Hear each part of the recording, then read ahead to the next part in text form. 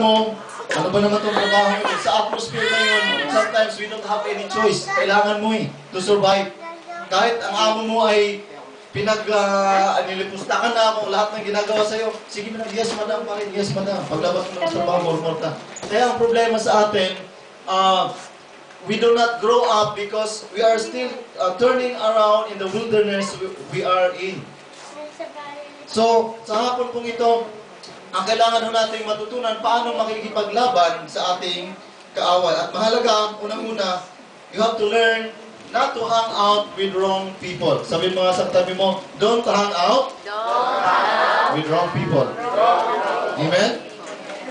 So, maging seryoso tayo ngayon, especially this year, 2010, panibagong taon, dapat panibagong kaibigan ba? Panibagong pakikibaka na naman ang kakaharapin natin sa taong 2010. Amen?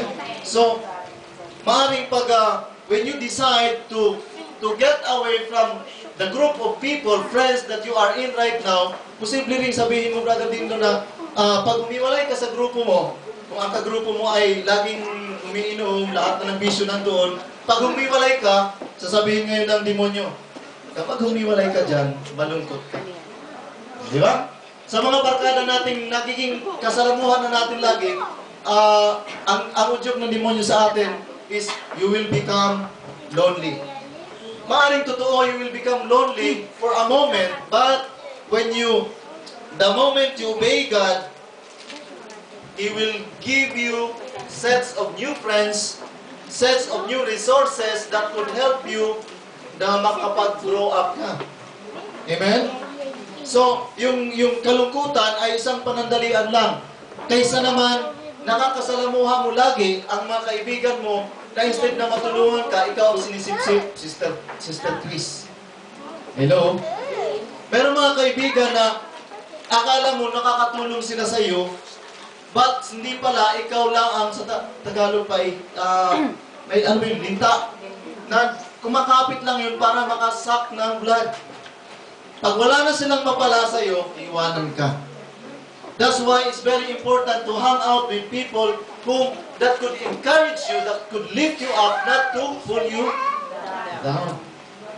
So, yun po ang ating isa sa mga pag-aaral ngayon, ang tema natin. Then, ang gaya ko na sinabi ko kanina, yung kalungkutan na maaari mong dadanasin for a moment, ito lamang ay panandalian because God will give you another person that could encourage you, that could make you happy. Amen?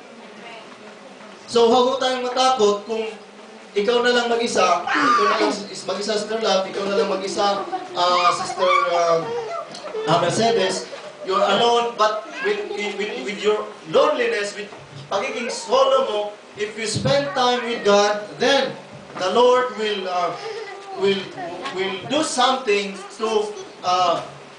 to cover up your loneliness. He will make you happy. Huwag ka ma-intimidate, Sister Juvie, na sa iyong pag-iisa ngayon, hindi ka nila in-invite sa birthday party.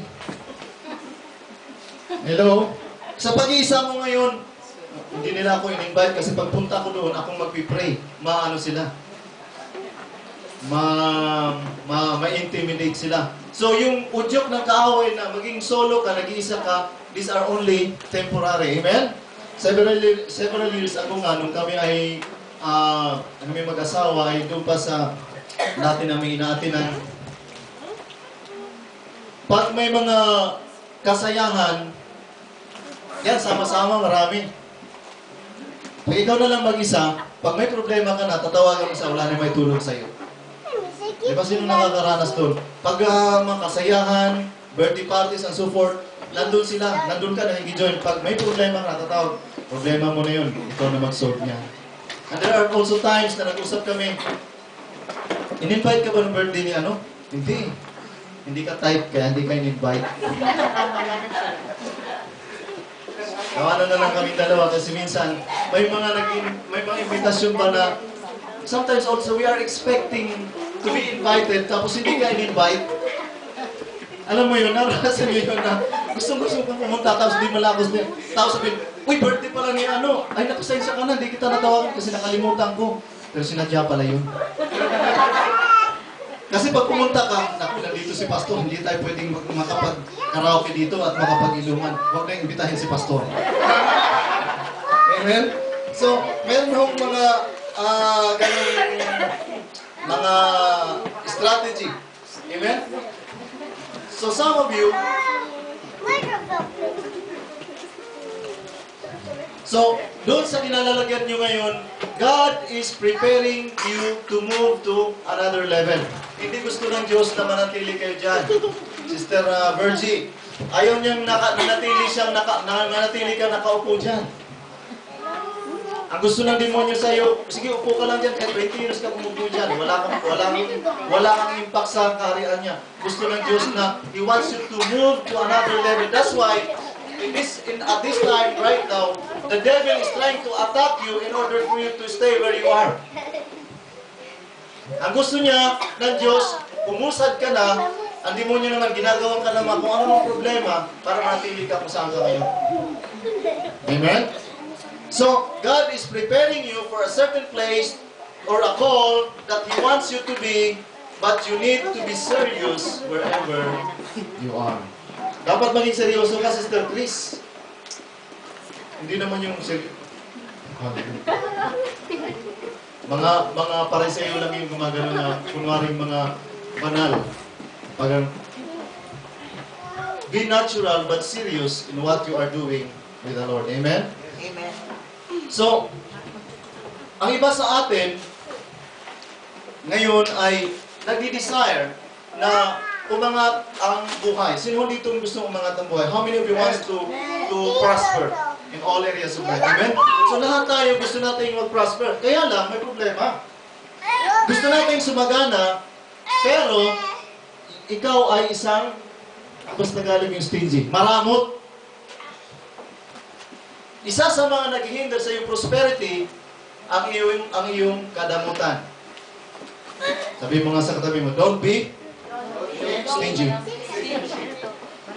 If you want to prosper in all areas of your life, dapat isa sa mga character na gagawin natin, hindi tayo dapat maging madamot. Bakit? Bakit masabing madamot? Alam nyo, minsan, sino dito may mga kaibigan na lagi kayo nag-hang out sa McDonald's, KFC? Sino dito? Taas na tawin.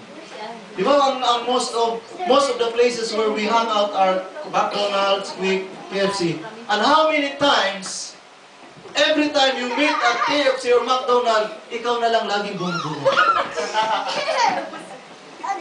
Magkita tayo bro, doon sa ano. Sabi ni Brother Noel, ako lang taya. Sunod na meeting, magkikita tayo sa KFC. Design ikaw pa rin ang tumataya. Hindi ka ba nakakalata doon?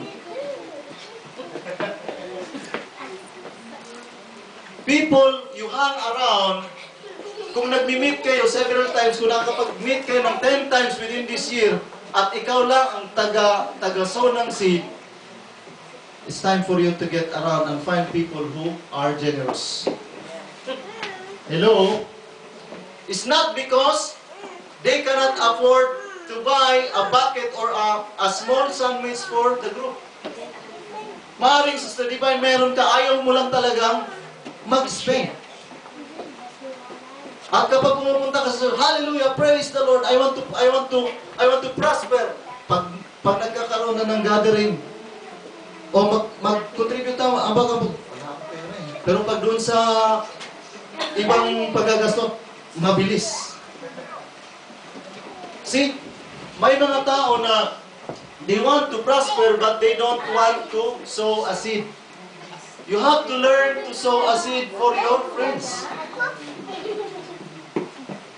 Hello? Amen po ba ron? Hindi ka dapat maging maramot dahil the more you release, you are sowing a seed to your friends. It's not just about ikaw laging nakakalamang. If you always eat what he provided or she provided, you are the one who lose. Mas nanalo yung nag-release. Why? Because he keep on sowing, then he will keep on receiving.